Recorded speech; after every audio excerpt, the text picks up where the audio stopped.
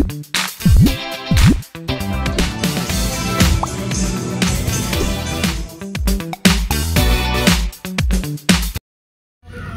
guys, this is Kimmerman from Kimmerman Studio at nandito tayo ngayon sa San Jose del Monte, Bulacan at nasa likod ko ngayon yung Grotto Church kung saan magsisimba tayo after Christmas. First time ko makarating ulit dito.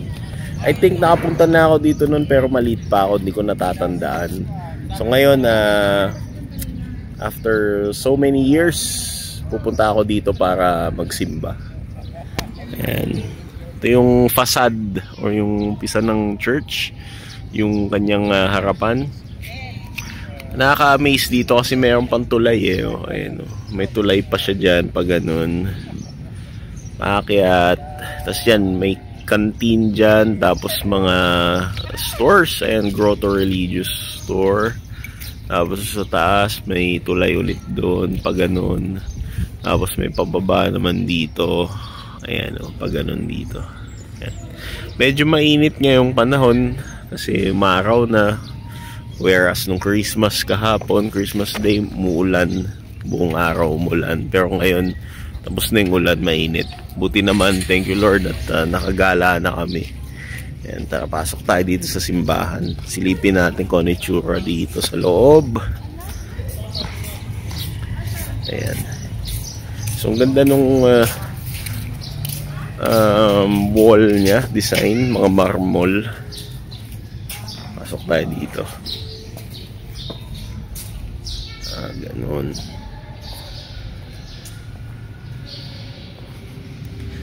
Oh, galing. Oh, may pa, ano pa siya, pa slide dito. So, kung may naka-wheelchair, magaganti yung mga naka-wheelchair. Diba? So walang pamisa kasi wala yatang priest or hindi natin alam kung anong time. Pero anyway, pumunta ako dito para bisitahin talaga tong grotto. Ang ganda ng kisame nila, kulay blue. Tapos ganito yung altar nila.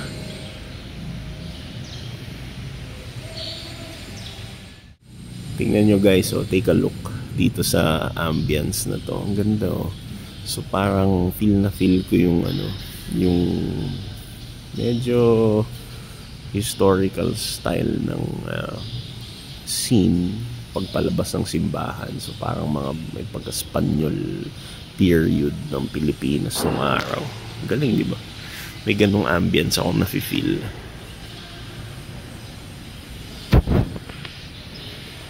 Tapos ayun sila mama, oh. Sila mama, tsaka si Ken, tsaka si Lance. Andun sila. Ito yung altar nila.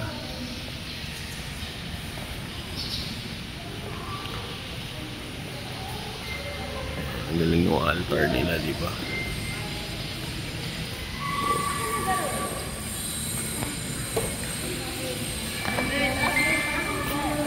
Makikita natin dun sa altar yung covenant. Ayan o, dyan yung angels, Ark of the Covenant, si Maria, tapos yan, si Jesus, tsaka si God daw, tsaka yung Holy Spirit, yung Trinity ng mga Katoliko. Ayan. Tapos makikita mo dun sila Ken, sila Lance, sila mama, yun, diba? So, okay naman. Wala pang pari dito sa church. Pero, sige lang, dasal-dasal tayo mamaya. Kaya makikita natin dito yung si Mary at Joseph, tinatawag na sabsaban, saan pinanganak si Lord daw. Ayan. Ayan yung mga depiction nila nung ano, nung kapanganakan ni Jesus. Ayan, tinan mo, konti lang yung mga tao dito eh. Napang tao. Maluwag yung simbahan. At nandun si Cooks. Ayun si Lucky. Nagsisimba si Lucky sa grotto. Ang galing. Nasaan si Lucky? Ayun si Lucky. Nakapasok ko. Ang galing-galing ni Lucky. Nandito siya sa grotto. Ngayon lalabas tayo dito sa part na ito. At meron daw ano dito Station of the Cross. Papasok tayo dito sa may arko na ito. So nakalagay dito is Stations of the Cross, Rosary Hill, Holy Spring Water. Kaso medyo basag-basag na yung letters dito So pasok tayo dito. Kumanang sabi natin. Ayan. Saan ba sila? Anyway, bahala sila. Ako na lang pupunta mag-isa.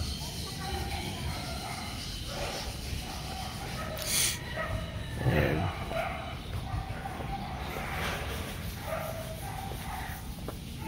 So, ang galing Ang ganda ng lugar kasi maraming puno. So, may somehow resemblance sa Antipolo kung saan doon ako nakatira. Naalala ko yung Via Dolorosa sa area na to. Via Dolorosa, makikita rin yung sa Antipolo. Ayan, may mga nagka-camp or naglalakad din dito. So, may mga bato. Tapos prayer area. May altar dito. Ayun. So may altar dito sa likod ng bato. Ayan Kasi nga ang Bulacan sa pagkakaalam ko lugar na maraming caves. So ayan, parang may mga bato-bato dyan.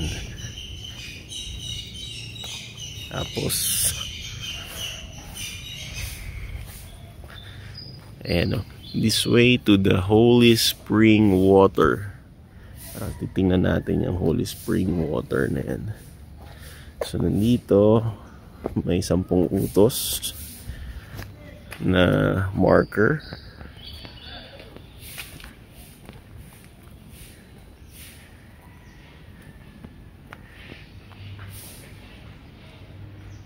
So medyo altered na to ng mga Catholics. To be honest, inalis ng mga Catholics dito yung yung wag kang gagawa ng mga image ng Diyos. Kasi nga mga Catholics sumasamba sa mga rebulto, di ba? So inalis nila. Inaltered yan Inaltered na ng mga Katoliko. So hindi na yan yung correct na 10 utos. Then, let's go here. Yan, may daanan dito. Baba tayo.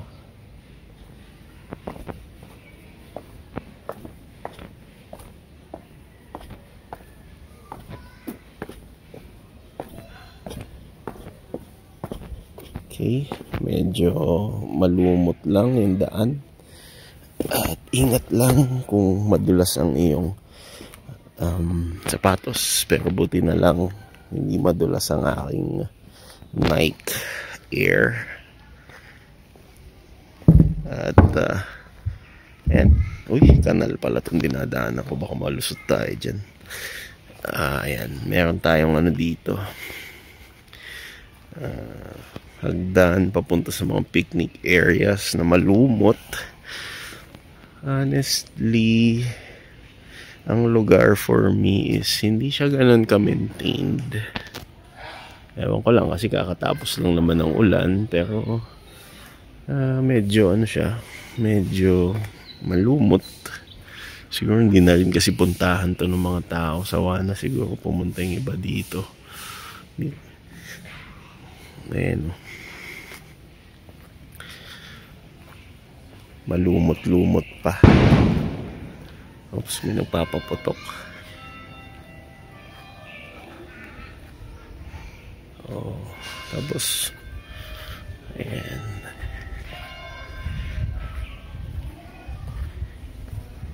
Pero ang lamig in fairness, wala akong lamok na nararamdaman dito. Walang nangangagat na mga lamok kasi kadalasan kapag mapuno yung lugar, may mga lamok. Ito malumot nga, basa-basa pa, so may mga lamok. Pero wala akong lamok dito. Ang ganda ng feeling. At may kambing. Galing oh. Pusa tsaka kambing. Hi. Good. Tuk.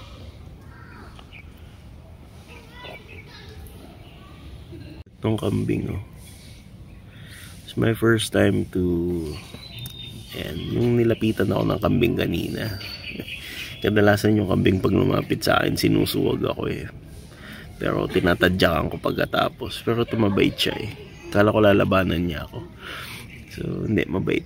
Kasi bata pa to eh. Ayan yung kambing. Yan, nakita ko yung comfort room. So kung matatay ako, may ihi, at least merong comfort room dyan. Pero so far, hindi naman ako natatay ngayon. Naiihi lang. Pero tapos na ako umihi kanina sa Jollibee. And ito nga, lakad tayo dito. Oops, medyo madulas-dulas siya. Ayan, may mga Stations of the Cross dyan. Hindi na masyadong maintained. Hindi ko na alam kung saan ako pupunta dito kasi first time ko nga at mukhang hindi na ano yung pagkakasunod-sunod ng Stations of the Cross. Pero ang astig dun banda oh, may parang mga bahay-bahay siya. Amazing oh, galing oh. Tapos ayan, may sa mga Garden of Gethsemane, I think. Ayan, may cross ni Jesus. Tapos ayun yung rebulto ni Jesus, nagdadasal daw doon. Ayun. Tapos ayan, puntahan natin yan dito. Ang daming puno oh. So ito reminds me also dun sa kamay ni Jesus sa Quezon, sa Lukban. Ayan, may mga ganitong ambience din, malamig. Buti na lang at malamig pa ang season ngayong December. Kasi kung summer to pupunta, kung summer tayo pupunta, kung saan malapit ang Holy Week, malamang mainit dito. Medyo madulas-dulas din oh. Medyo madulas ang daan. Buti na lang di ako nakaisip magtsinelas. At madudulas ako lalo sa tsinelas. Ayan ang makikita natin dito. Ayan, may mga statwa. Siya, nilibing na daw si Jesus dyan. Oh. Part na yan. Sorry. Ayan.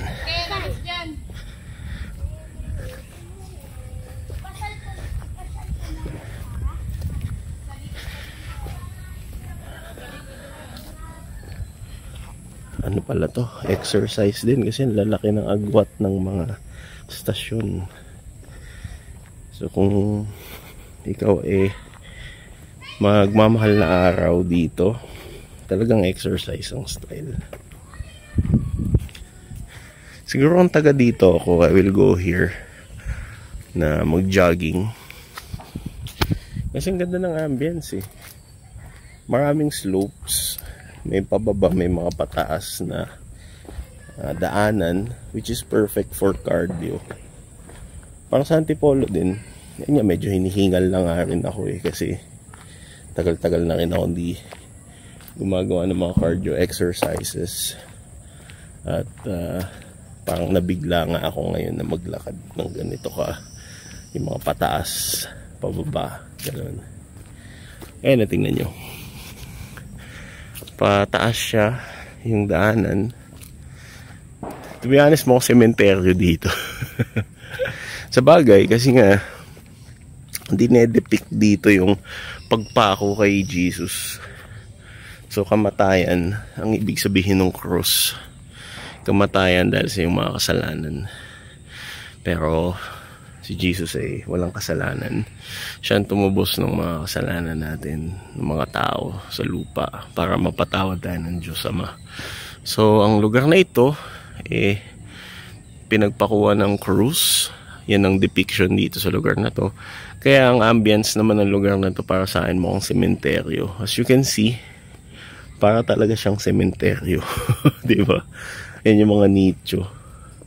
And honestly, I think this is sementeryo. Kasi mayroong parang mga puntod dun banda, oh. Meron siya mga puntod. Ayun. Tama, sementeryo nga. But I don't know sino yung mga nakalibing dyan. Tingnan natin. Let's see. Let's look kung sino yung mga nakalibing dito. Yan, medyo ingat-ingat lang sa paglakad dito. Medyo madulas dahil sa lumot. Yan, malumot siya, diba? Let's see kung sino yung mga nakalibing dyan. Oh, may nakalibing nga.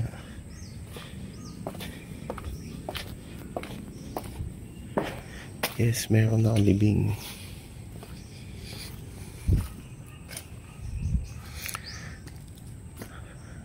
Mukhang mga kilalang tao ang nakalibing dito. Or mga prominenteng nilalang nung araw.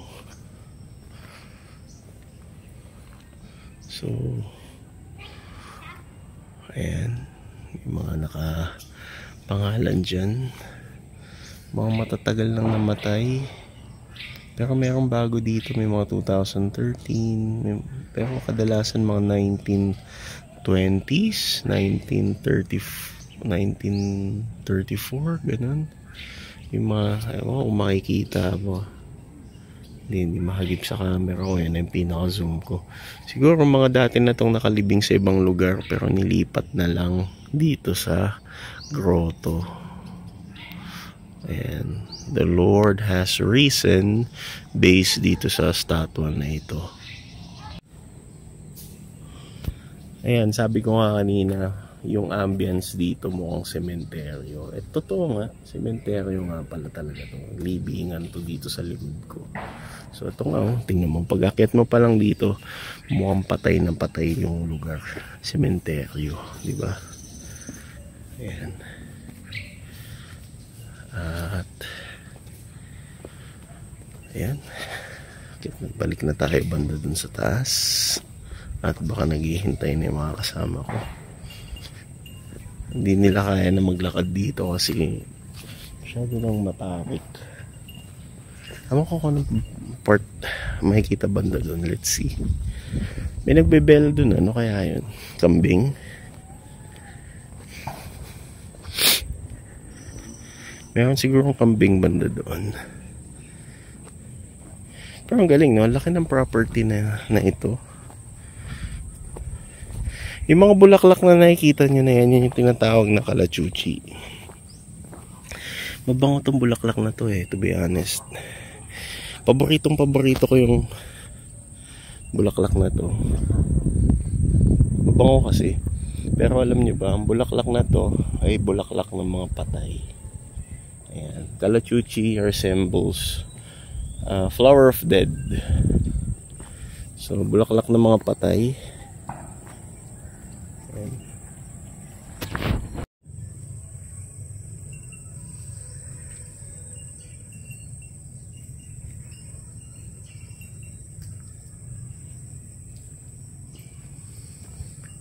Ayan, at lakad tayo banda dito, pero parang wala nang makikita banda dito sa part na ito Ayan, yan yung pinaka parang last na station, which is ang layo na. Baka may ahas na dyan, so babalik na ako. Balik na tayo.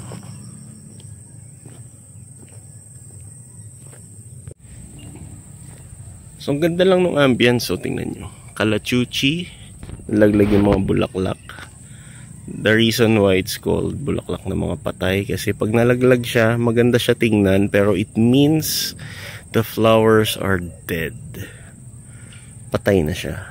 So, bulaklak ng mga patay. so happy na marami rin akong kasabay na naglalakad dito, kaya okay naman ang feeling. Marami pa rin bumibisita sa lugar na ito at naglalakad. Ayun nga yung iba, oh. After the holiday or the Christmas day, ayan, nagpupunta sila dito to gather and bumisita sa mga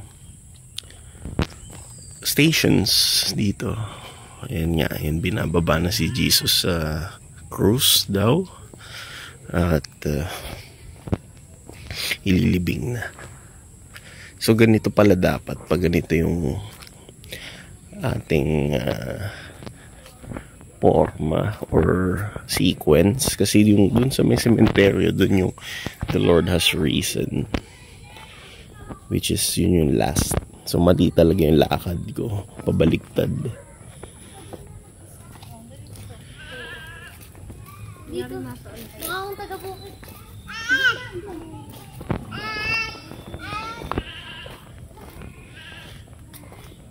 Ito. Pero ako'y siguro babalik na kasi kaya nang pumunta banda doon sa dulo. Wala naman ako iba makikita at parang pagod na rin ako maglakad. Kaya sa mga gustong mag Semana Santa sa susunod dito sa grotto, for me this is an ideal place, lalo kung gusto mo mag-visit sa mga Stations of the Cross. Kung taga Bulacan ka, napakaswerte mo. Pero kung ikaw ay dadayo dito, for me di ka naman magsisisi kasi maraming puno, malamig, tsaka maganda. Actually walang lamok, walang nangangagat sa akin na lamok dito. And most recommended to kung gusto mong mag-cardio exercise habang bumibisita sa mga stations dito. Most recommended, punta kayo dito guys, is Kimmerman, from Kimmerman Studio, saying ang ganda dito sa grotto. Puntahan nyo to. Perfect for Semana Santa at perfect din for walking with your family. Okay, see you next time.